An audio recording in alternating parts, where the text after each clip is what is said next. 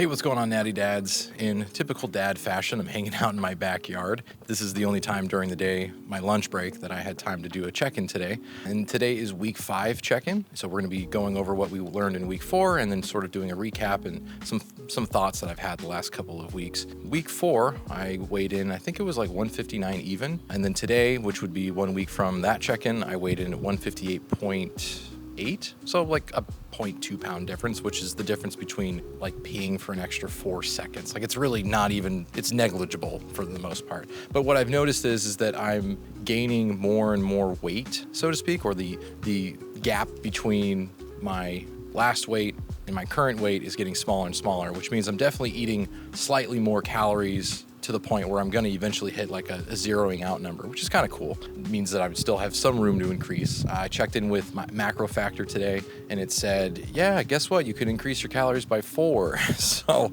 I guess I can like lick a strawberry or maybe a small piece of chocolate or something.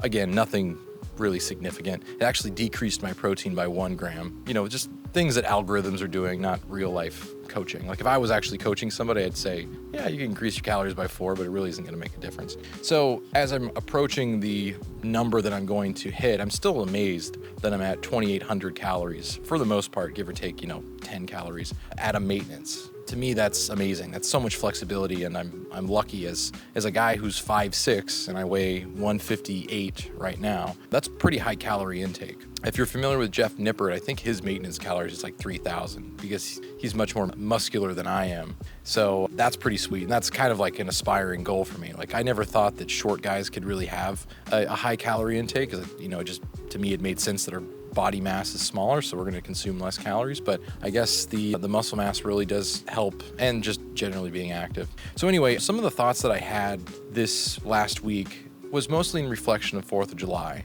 And on 4th of July, I had like 3 hamburgers total, 1 hot dog, a couple of apple slices here and there, but really didn't go overboard with snacks and really didn't want to. Like I was tempted because I was still hungry, which I'll get to in a minute.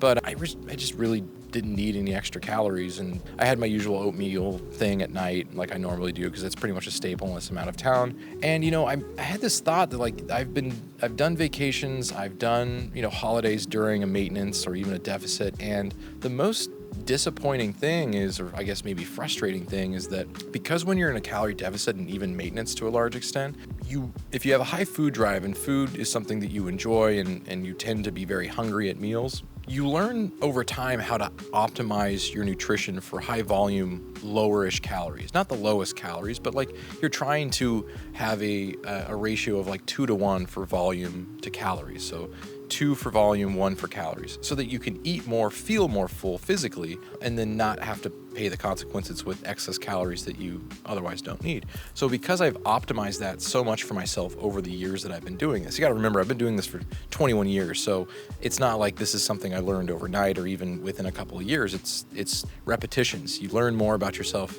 Are you a high food drive person? Are you low food drive? Can you eat 1 meal a day and be completely satisfied? Do you need to eat 4 or 5 meals a day to really keep hunger at bay? You learn all this just by practice and experience. And I've just learned that for myself, like I don't look forward to parties, because even if I'm in a maintenance where I have 2,800 calories to spend, I'm eating on average 250 calories more per meal, which means I have to eat less often. But those meals don't really fill me up any more than my high volume, typical meal prep meals do. So I'm starting to think like maybe I need to have a different approach to maintenance. Maybe it's better to go over calories a little bit more in order to satisfy hunger.